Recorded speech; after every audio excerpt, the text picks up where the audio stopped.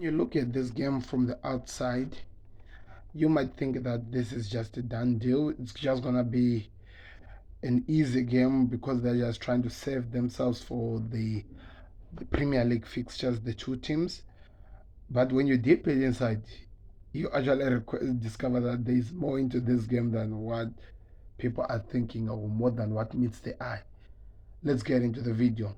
Hello guys, welcome back to another video. This is the Football Connect. I'm your host Sam, and we are back again with another one. This is big match preview. Manchester City is going to battle it out with Arsenal. It is going to be one of the biggest games to watch. It's going to be in the FA Cup tonight around 8 o'clock, 10 o'clock my time.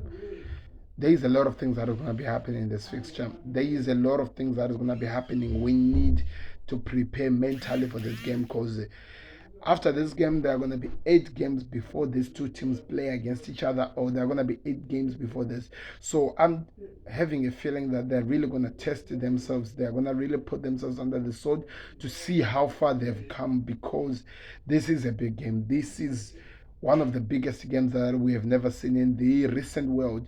Arsenal, this newly recognized, this newly Arteta team that is playing like on another level, it's coming, and they're gonna be attacking, and they're gonna be playing this game with everything that they have. Because one thing we are expecting from this is to see who is at the highest of their powers, or who's at their peak. Because what rumors have told us, or what we have seen watching the games elsewhere, we've noticed that wow, Arsenal are really a challenge. But people what people have been doing is this: they've always been putting another mountain for Arsenal to climb.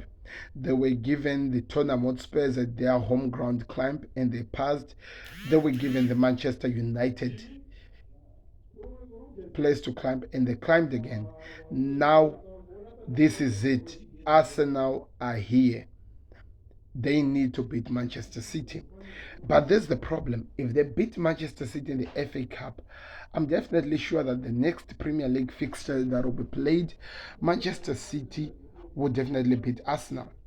I don't know, that's just my thoughts. But these games are not really as close, like 4 days or in one week or something like that. These are about 8 days, so a week could have just passed by one day. I'm joking. So now the question is this: how will Mikel Arteta set?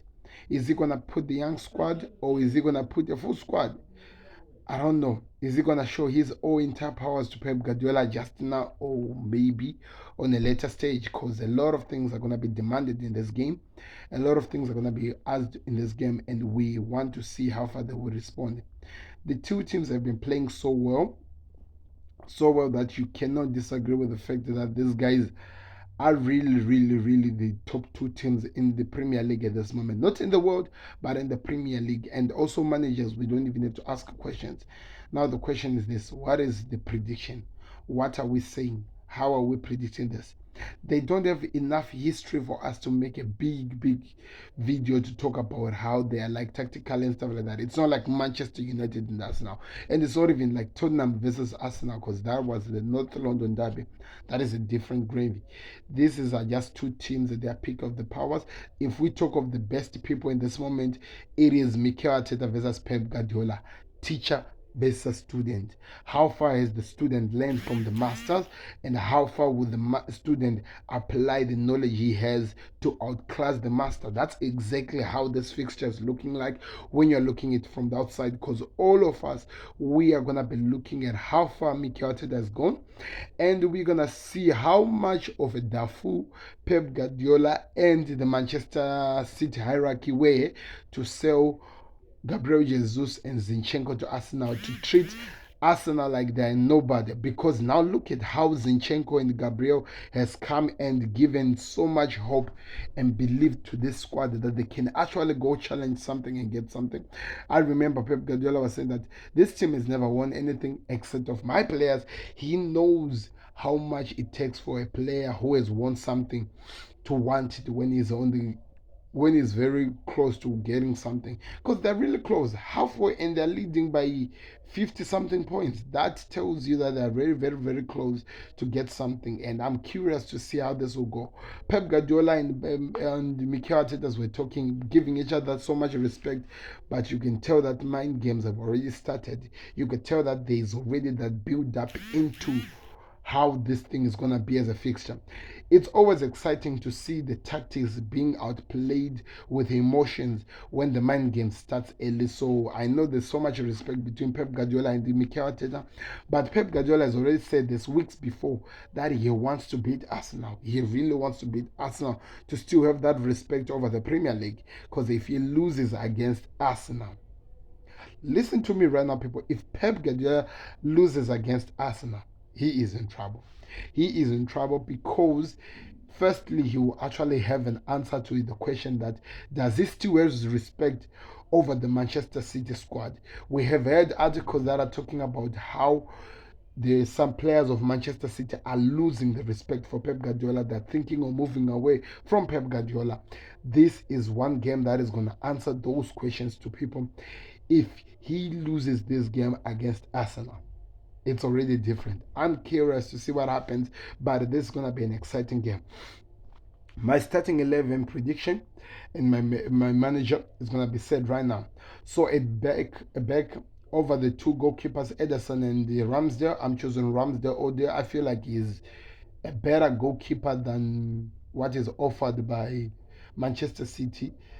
He's good with his feet as well, which also Edison is a master of, but he's a good saving goalkeeper than Madison. So yeah, choose him as the goalkeeper.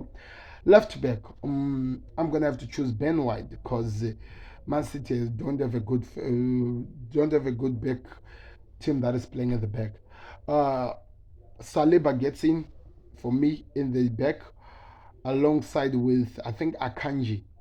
I'm just choosing Akanji because I think Gabriel makes so many mistakes. Akanji, even though he makes mistakes, is better than Gabriel. Then at the left back, I'm choosing Zinchenko all day long. He has proven that that's one serious mistake that Pep Guardiola made, selling Zinchenko. Going in the midfield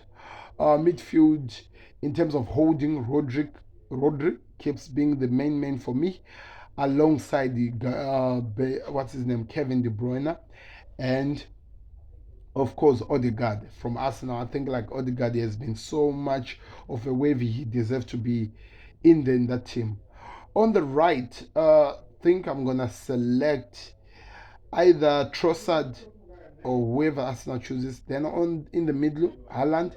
After Haaland, at the last on the left, we will put who's the other guy?